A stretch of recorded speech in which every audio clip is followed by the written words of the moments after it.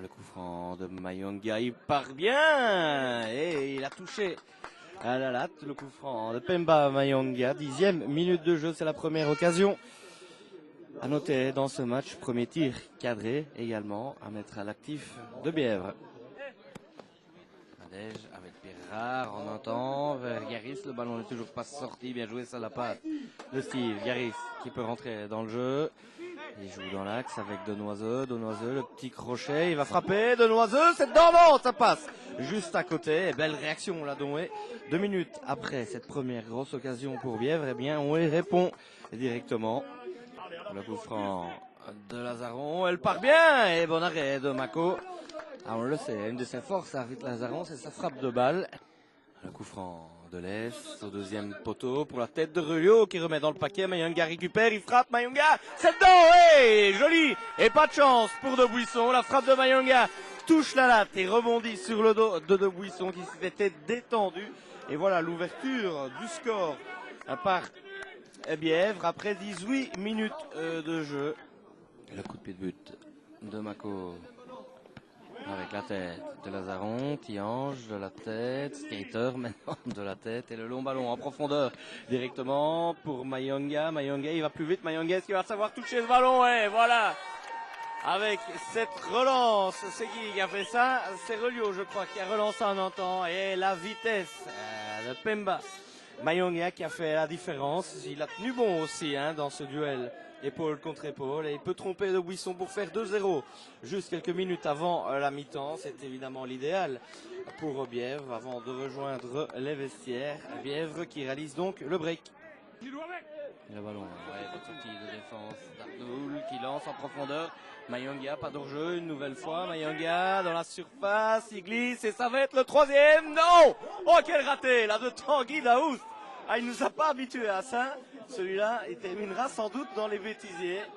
Petit 2 avec Pirard, le centre au deuxième poteau pour Garis qui tente de ramener ce ballon dans le rectangle. Il parvient, le ballon qui revient à Ravet qui frappe les belles. Oh, superbe ce goal de Gilles Ravet en demi-volée. Magnifique pour revenir à 2-1, ce qui va ajouter un petit peu d'intérêt à cette rencontre. Et on a repris à peine depuis 2 minutes. Arnoul qui joue sur la ligne avec Mayonga, bien joué ça pour Toussaint. Toussaint qui change avec Arnoul qui n'est pas hors jeu, là il y a beaucoup à jouer. Arnoul qui manque son contrôle, qui donne à Mayonga et voilà le troisième. 3 goals, l'Alba Mayonga et bon travail d'Arnoul qui avait compris le hors-jeu. José qui tente de jouer vers Ravet, bien joué, ça de la part de Ravet, c'est super qui enroule sur la latte. Oh, quelle occasion magnifique là, ce qu'il avait fait Gilles Ravet.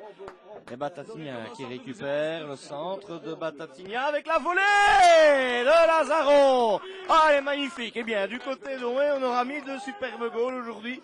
Juste après cette superbe occasion et ce superbe geste technique de Ravet, eh bien voilà, Oué qui revient une seconde fois dans ce match. 3-2, ce n'est pas fini.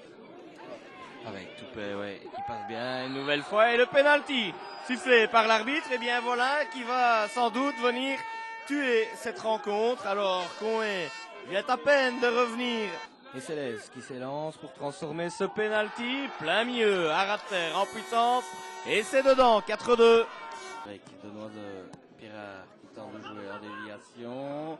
Le ballon qui est passé, attention, avec Batatigna qui se bat bien, et il y a pénalty alors. Oui, pour une faute de main. Et bien voilà ce match complètement fou avec Onwé qui a la possibilité de revenir à 4-3 une minute après le pénalty de l'Est. Et bien c'est un pénalty pour Onwé, match complètement fou là, c'est toujours pas fini. Et c'est Pirard qui va transformer ce penalty. Voilà, 4-3. Lazaron qui tente un long ballon en direction de Pirard. Il est beau ce ballon. Le lob de Pirard, ça va être dedans. Ouais, voilà. L'égalisation de Xavier Pirard avec une sortie un petit peu manquée là de Benjamin Mako. Et voilà, les Valérois qui ont toujours cru qu'ils reviennent à égalité dans cette rencontre complètement folle. Et du côté de Bièvre, eh bien, c'est la douche froide. Tiange de la tête. Le ballon il est passé. Toupet qui tente de déborder. Il est passé. Stéphane Toupet. Stéphane Toupet avec Daoust pour Toupet. C'est bien joué. Toupet le petit centre. Et le 4e de Mayonga. Ah, quel match de fou. Pemba, Mayonga, puissance 4. dans une action superbement menée. Ce petit 1-2 entre Stéphane Toupé et Tanguy Daouz. Toupé qui parvient à centrer et qui est là inévitablement. C'est Mayonga pour faire 5-4. Un match où l'on se plaît vraiment. Il reste encore 2 minutes de temps de jeu effectif plus les arrêts de jeu.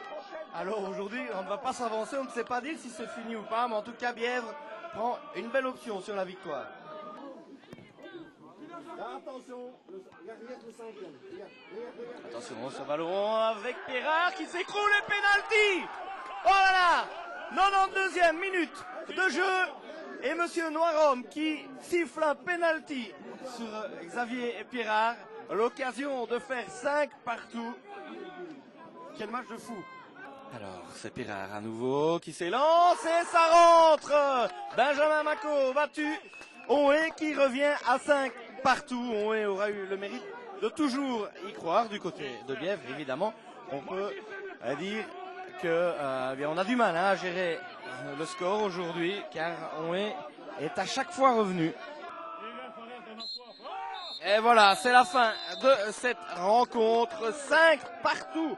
Rendez-vous compte alors que Bièvre aura eu toutes les cartes en main pour l'emporter. On aura eu le mérite de chaque fois revenir au score. Belle propagande pour le foot et pour le sport ce soir avec 10 goals dans ce match.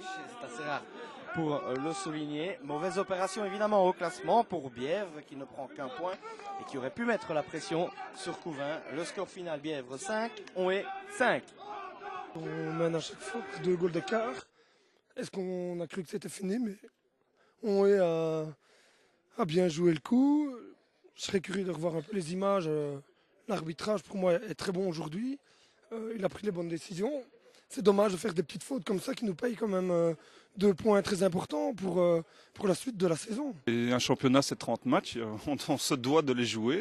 Il n'y a personne qui dit qu'il va balancer ou quoi. Non, on est là, on va jouer jusqu'au bout. Il reste maintenant 4 matchs. Et déjà que jeudi contre Profondeville, on doit s'y remettre. Honnêtement, on va surtout regarder le tour final et la coupe. Je pense que la première place, personne ici n'y a jamais pensé. Maintenant, c'est sûr que quand la presse, dès que Bièvre revient, va mettre la pression, les gens aiment ça. Mais non, priorité assurée tour final. Et puis la cerise sur le gâteau, ça serait d'aller le plus loin possible en coupe. Ça fait toujours plaisir de marquer un goal. Ici, en plus, pour 2 pénaltys, c'est assez rare aussi. Non, c'est chouette. Et puis, c'était un match qui s'est déroulé dans une bonne ambiance, assez correct et tout. C'est vraiment chouette et c'est bien pour tout le monde, même les supporters.